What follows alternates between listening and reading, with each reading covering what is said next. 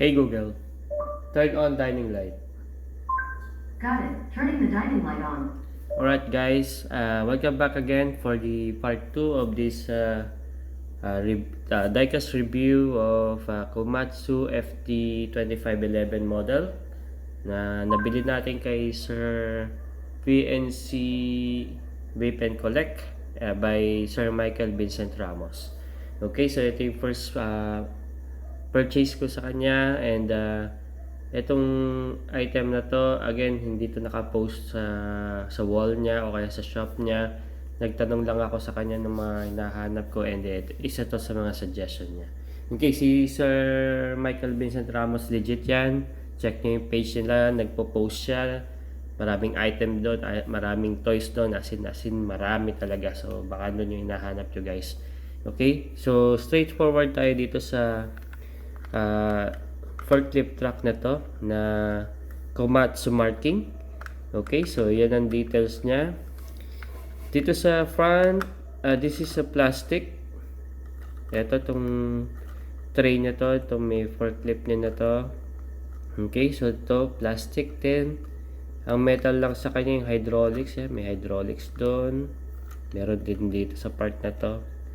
Yan, metal. Ang metal lang dyan yung hydraulics na nasa loob, yung chrome na yan. Pero sa labas is plastic. Okay, so itong cabin niya is made of plastic. Plastic din tong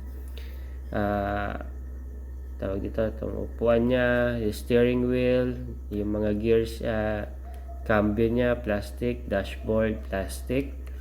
Okay, so this yung body niya ang metal, yung lahat na nakikita niyo puti. Okay, din yung rubber tires niya, ganda rin ng tires nito, solid.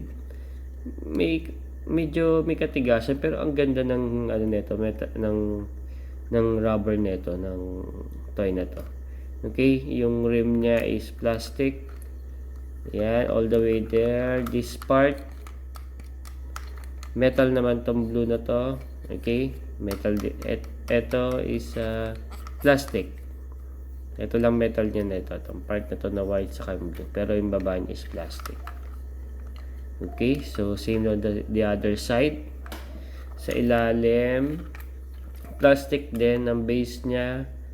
May markings lang na Komatsu FT2511. Scale is 1:20. Okay, so Komatsu 25 ang markings niya dito. Dito sa side na to, yung Komatsu niya sticker lang. This side, print. Yan, print siya. This side, sticker lang tong Komatsu na to. So this is print. Then this is sticker lang. Yan. Nag-fade na nga dahil nga vintage nga siya. Pero okay lang din.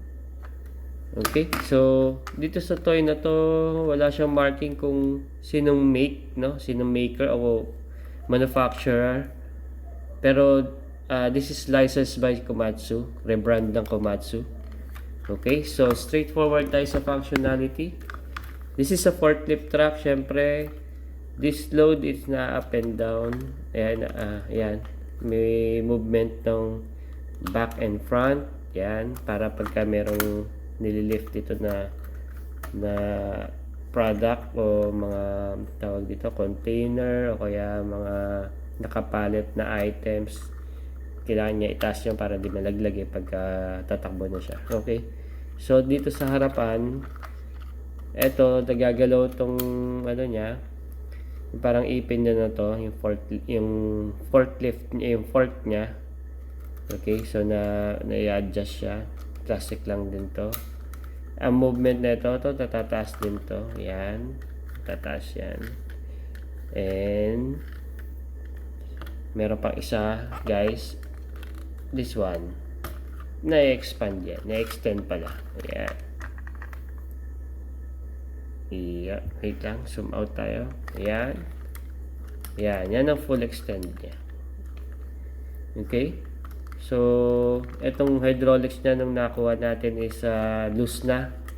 Pero may nabili tayo na thread locker para dyan. So, very effective. Ito siya guys. Nabili ko lang to sa Shopee. And kung gagamit kayo nito, kung sa mga plastic parts lang gagamitin, meron kasing strength to eh. Tatlong klase yan. May standard lang, merong medium, saka may high strength. So, this is not sponsored. Binili natin yan sa Shopee. Wala tayong sponsorship. Okay, so, effective naman siya guys. So, eto plastic.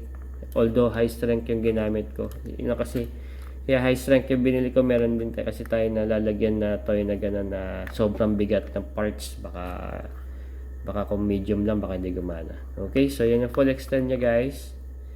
So, balik natin. Madali lang i-retract. Ito plastic lang tong cabin. Actually, removable yan. Yun, natatanggal yan. Okay, yan, natatanggal yan. Madaling linisin. Also, this part, easy to disassemble, easy to assemble para kung maglilinis. Okay, madali lang kasi plastic na lang siya. Okay, so for the size comparison, ng scale nito is 1:20. Ito yung Shuko ko na my first ever forklift. Ang scale nito is 1:25. Yan, tingnan niyo yung size comparison. Kaya ako nasabi last time nung nakuha ko siya, yung feel ko parang 1:36, 35, ganun ang size niya. I don't know kung, pero doon sa, upon checking sa eBay yung talagang details niya eh. So, wala naman ako nabasa na hindi accurate yung scale niya. Pero this is 1:25. 1:20 guys. So, 0.5 lang ang difference, pero ang laki ng diferensya niya. Still, massive pa rin. It's really huge compared dito sa 1:25 kong Shuko. Ito yung first kong forklift. Okay, anyway, hindi ko pala nabanggit Look at the details guys. So zoom in ako. Yung steering wheel niya, very detailed. Okay, so sa baba may mga pedal din. Saka tong cambio niya nagagalaw to. Oh. Nagagalaw. Ganda siguro nito kung merong tao to na driver, Okay. So ayan na siya. Okay, so there you have it guys, yung forklift truck na to na Komatsu. So rate nyo nga to guys, comment down below. So kung gusto nyo pa makakita ng mga ganitong diecast review, just follow my page, like nyo na rin and share nyo na rin, and also subscribe. So till next time tayo, abangan nyo yung ibang videos to. Yung page ko is nag-upload ako ng mga diecast toy reviews. Kaya lang kapag may extra time lang guys, kasi hobby lang to, busy rin tayo sa daily life natin, sa business natin, sa work natin. Okay, so soon na may extra time tayo, gagawa tayo ng video. So thank you very much guys, and goodbye.